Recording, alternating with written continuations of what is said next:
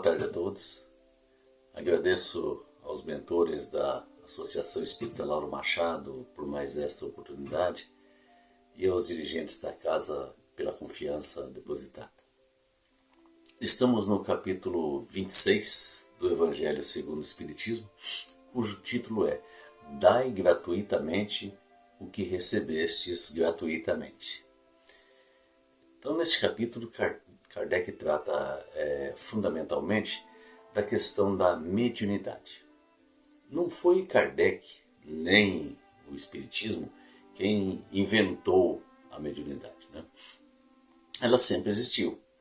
O que Kardec fez foi criar um nome para um fenômeno que já era muito antigo, né? Então, o médium é o intermediário, é uma ponte, né?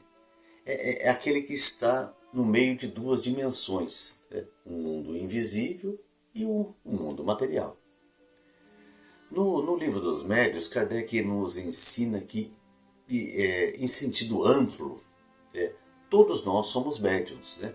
Porque somos sensitivos, né? Todos nós sentimos alguma coisa. Às vezes um arrepio, sensação de algo presente, a impressão de que viu um vulto, um pressentimento, etc. Né? Então, agora, a qualidade da mensagem mediúnica vai depender muito da proximidade do médium com o espírito que transmite a mensagem e principalmente do conhecimento do espírito que se comunica. Seja qual for a forma de comunicação, o modo como ocorre a comunicação, deve haver sempre uma sintonia, né? Aquela sintonia da vibração entre ambos, né? Entre o espírito encarnado e o desencarnado, né? Alguns médiuns entram em transe, né? Quase que perdendo a consciência de si. Outros são inspirados pelas ideias que os espíritos transmitem, outros pintam, outros escrevem, etc. Né? Então, Kardec nos alerta que é preciso que os médiuns estudem os fenômenos mediúnicos para que eles tenham disciplina, né? E principalmente para que eles não sejam manipulados. Eu estava vendo faz algum tempo já um programa na televisão e tal, e era de uma igreja evangélica, né? E o pastor disse num determinado momento: Jesus está aqui falando para mim. Bom, não é que não seja possível Jesus falar diretamente com qualquer pessoa, mas não é muito provável que Jesus vai conversar diretamente com algum de nós. Né? Primeiro que seria muita pretensão da parte de alguém, né? E segundo, a grandeza vibratória de Jesus é de tal intensidade que se a pessoa não estiver devidamente preparado para isso, ele não suportaria a presença vibratória, aquela presença vibratória. Então, ou o pastor em questão estava mentindo, né? Ou ele estava sendo manipulado por algum espírito zombeteiro se passando por Jesus, né? E é difícil haver um médium que não erra nunca, e é difícil haver também uma comunicação 100% pura. Né? Dada o nosso estágio evolutivo, a nossa inferioridade, mesmo sem querer, o médium exerce influência sobre as comunicações. Né? Bom, a mediunidade pois, a faculdade de ver, de sentir o além. Né? É o sexto sentido. E isso vem de graça. Portanto, não pode ser cobrado. A faculdade mediúnica não pode ser transformada numa profissão. Mediunidade é, acima de tudo, um compromisso muito sério com o mundo espiritual. Na lição de hoje, Kardec nos diz que o Espiritismo elevou a mediunidade à categoria de uma missão. Então, quando se fala que não se pode cobrar, não está se falando só em dinheiro, não. Né? Então, alguns médiuns, né, adoram bajulação e eles se melindram quando aparece no centro algum médium com uma sintonia maior que a dele com o mundo espiritual, né? Como se aquilo ofuscasse o seu brilho, né? Então, ou seja, eu não quero dinheiro, mas quero que me aplaudam. E essa vaidade é também cobrança. Infelizmente é assim, porque a grande maioria dos médios, né, tem as mesmas inferioridades nossas. Né? Médio, na sua grandíssima maioria, é uma pessoa comum, com qualidades específicas, né? E que consegue entrar em contato direto com o mundo espiritual. No entanto, eles não são melhores do que ninguém.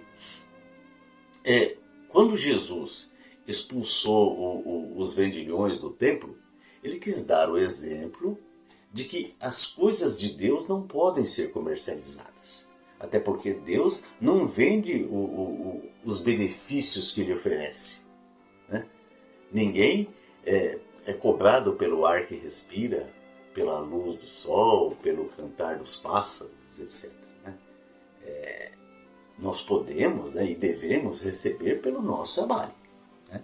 É óbvio que ninguém proíbe a cobrança pelos talentos adquiridos pela pessoa por conta do estudo, do trabalho, do aprendizado, etc., da experiência. Né? Então, o meu esforço, o meu trabalho, o meu aprendizado, etc., me fez com que eu me tornasse proprietário daqueles conhecimentos adquiridos. E é claro que eu posso tirar proveito disso. Né? Então, cobrar pelo trabalho físico ou pelo trabalho intelectual é uma atividade normal na vida terrena. Né? Eu vou ao médico, eu estou doente, pago a consulta, ou plano de saúde, etc. etc. É uma troca, é uma permuta. Eu vendo minha mão de obra e recebo por isso. Né? O pedreiro constrói uma casa para mim e eu pago pelo trabalho dele. É a vida em sociedade, né? Cada um tem o direito de receber pelo trabalho que produz. Mas o médium, ele vai cobrar ou vai lucrar, né? Não pelo seu trabalho, mas pelo trabalho dos espíritos, pois ele é apenas o intermediário. Ele não é o produtor daquela obra, daquela mensagem. Então, até porque se os espíritos se distanciarem desse determinado médium que vende a mensagem, ele não terá mais aquela mediunidade que ele mesmo vende. Né? Um médium curador, por exemplo, ele transmite os fluidos dos bons espíritos e não os seus próprios fluidos. Então, explorar a mediunidade é cobrar por algo que não é realmente seu, mas dos espíritos, dos desencarnados. Né? A recompensa pela mediunidade, o pagamento, só pode vir de Deus. Não se pode aceitar a desculpa de que o médium cobra pelo tempo dedicado ao serviço espiritual. Então Kardec disse que, no livro dos médiuns, que se for assim, então dedique menos tempo à mediunidade e mais tempo às suas atividades materiais, seu trabalho material, para você obter ganho, não pela mediunidade.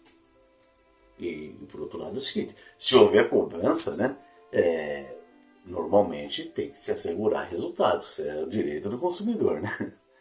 E ninguém, mas ninguém mesmo, pode assegurar que determinado espírito vai se manifestar. Chico, num programa, se eu não me engano, o Pinga Fogo da extinta TV Tupi, disse certa vez que ele, Chico Xavier, não tinha nenhuma autoridade sobre os espíritos. Disse: eu faço a minha parte, eu me concentro, mas o telefone toca somente de lá para cá.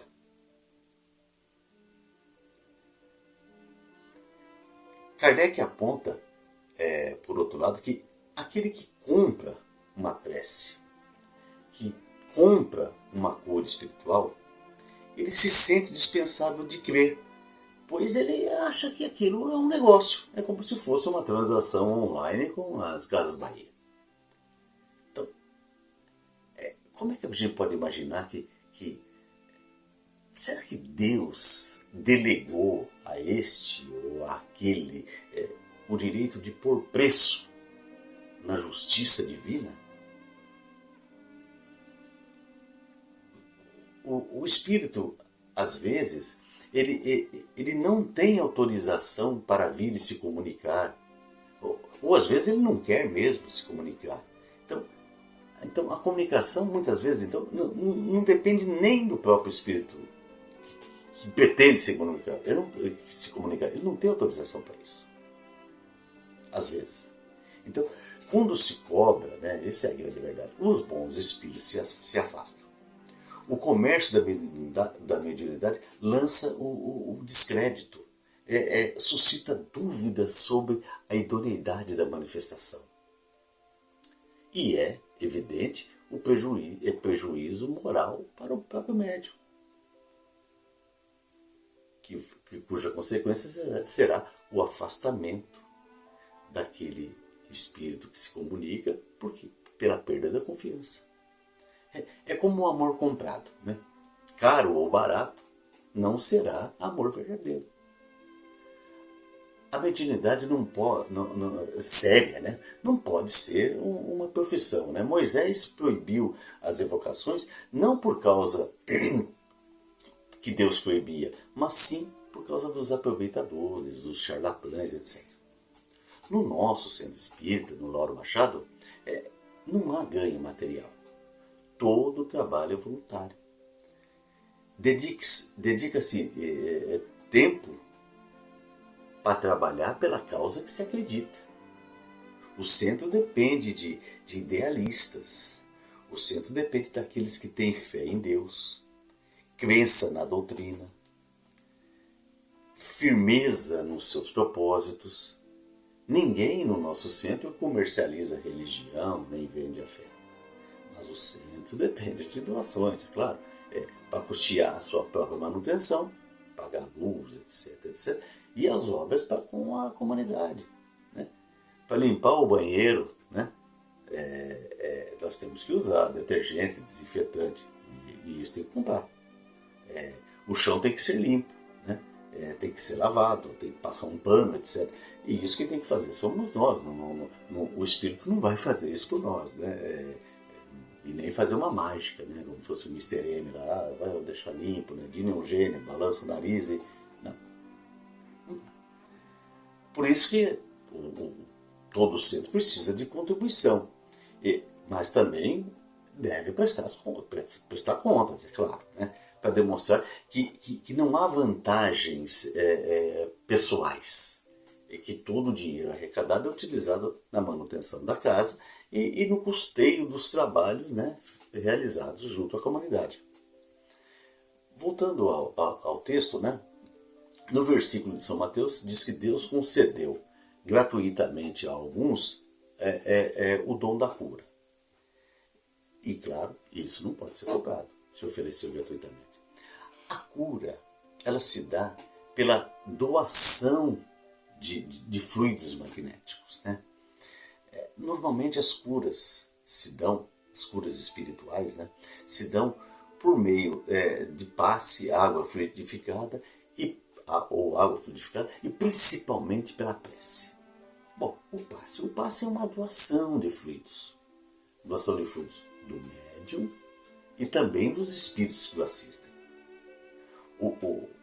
passista tem que tomar cuidado porque ele também pode receber fluidos daquele que está recebendo o passe, né? E por isso que ele tem que estar numa sintonia mais elevada para não se desestabilizar e até mesmo piorar a situação daquele paciente, né? Agora, quem recebe o passe, por outro lado, ele deve estar com as janelas abertas, né? Prontas para receber aqueles fluidos transmitidos, aqueles fluidos emanados, etc. Né? O centro espírita, né? O ambiente está preparado para aquela transmissão fluídica, para os passes. Né? Então, a simples presença dos bons espíritos já afasta os maus espíritos. Jesus disse que quando 2 ou mais pessoas estiverem falando em meu nome, eu aí estarei. Portanto, quando se fala do bem, há troca de fluidos do bem. Bom, a prece, para efeito de curas, né, ela se propaga no ar pelo pensamento. Né? Então, canaliza-se os bons fluidos para a pessoa que necessita da prece.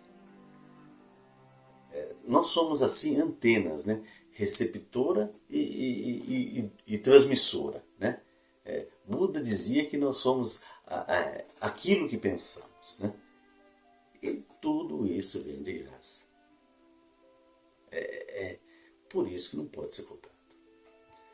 Kardec transcreve na lição de hoje a passagem do Evangelho de São Mateus, capítulo 10, versículo 8, e que diz: restituí a saúde aos doentes, ressuscitai os mortos, curai os leprosos, expulsai os demônios, dai gratuitamente o que gratuitamente recebestes. Ressuscitar é trazer de volta a vida corpórea.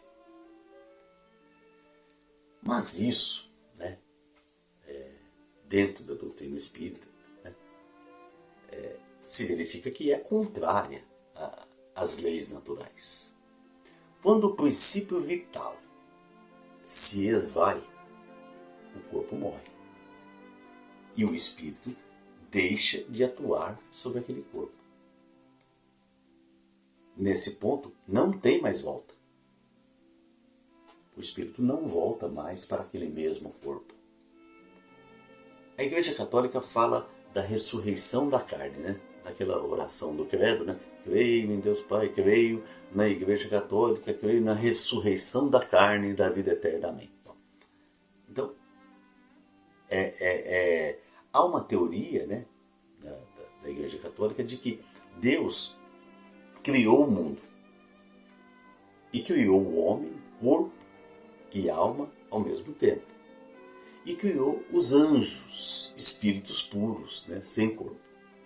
E daí vem a teoria dos anjos caídos, né? Anjos que se rebelaram e se transformaram no diabo, né? Veio a figura de Lúcifer e tal. Ou seja, por essa teoria, Deus errou.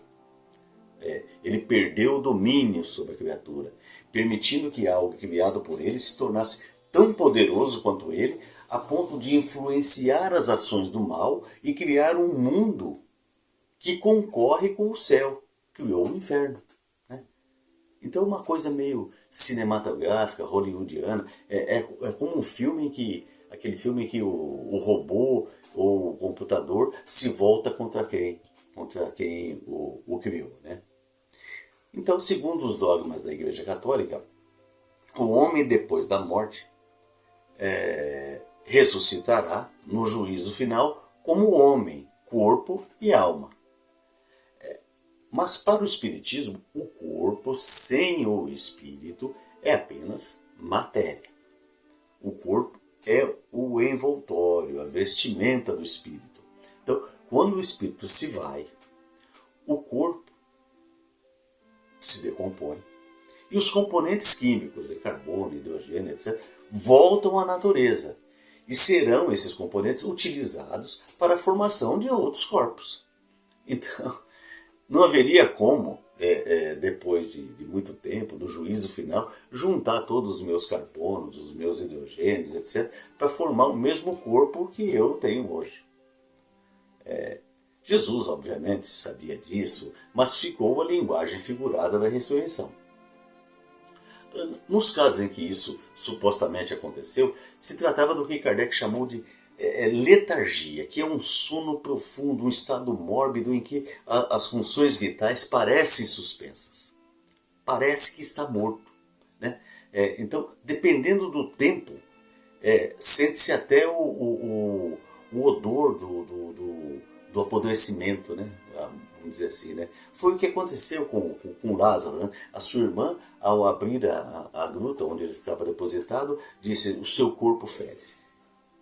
Jesus gostava muito de Lázaro e das suas irmãs também, né? Maria e Marta. E quando soube da doença de Lázaro, do problema de Lázaro, ele poderia ter feito de longe, né? Da onde ele estava, a cura, né? Transmissão fluídica pelo pensamento. Tá? Mas ele preferiu dar o exemplo, indo até lá e demonstrando o poder da cura magnética. Né? Então ele soube que Lázaro estava muito doente, demorou 2 dias para ele chegar até lá, e quando ele soube, ele disse aos discípulos: vamos à Judéia ver Lázaro. E os discípulos disseram para ele: oh, Senhor, mas ele está morto. Jesus disse: não, ele dorme. Então, devido à enfermidade, ao seu estado mórbido, à sua letargia, as irmãs de Lázaro pensavam que ele estava morto. Né? Então, na época, considerava-se morto quando não se sentia mais a respiração. Quando Jesus chegou, Lázaro já estava há 4 dias na sepultura. Né? A sepultura era uma caverna, né? Ele não era enterrado no chão. Né? Era uma caverna e era fechada por uma pedra. Colocava uma pedra lá para fechar a caverna e tudo mais. Né? Então, ou seja, havia oxigênio dentro da caverna, onde Lázaro estava depositado. Quando se retirou-se a pedra, Jesus disse: venha, Lázaro. E Lázaro ainda, com as faixas, né, que era o costume da época, colocar azeite e tudo mais. Tá. Bom, ele saiu andando. Ele saiu andando, então, diz Kardec, não porque ele ressuscitou, mas pela cura da letargia, pelo magnetismo de Jesus. Então, nesse caso, diz Kardec no livro A Gênese, o espírito ainda estava ligado ao corpo. Então, não havendo mais princípio vital, completa Kardec, tendo o espírito se desligado do corpo físico e sobrado somente a matéria, esse estado é irreversível. Do contrário, seria ir contra as leis divinas ou naturais. O espírito, com a morte do corpo, se liberta e somente terá outro corpo em outra reencarnação. Bom, para se fazer curas como Jesus, deve haver pureza, inclusive da vaidade, né? Isenção da vaidade. Mas o homem passou a explorar a fé desde os tempos mais remotos. Né? Martinho Lutero, o bispo alemão, se revoltou contra a igreja e rompeu com ela em razão da venda de indulgências, venda de curas. Né? Então pagava-se pelo perdão dos vivos, dos mortos, para não ir para o inferno. Era feito um documento, né, assinado por alguém da igreja lá e tal. Então, dizem que boa parte da Basílica de São Pedro, em Roma, foi construída com o dinheiro de indulgências. Então, com o tempo, passou-se até a pagar por pecados que iria se cometer. Né?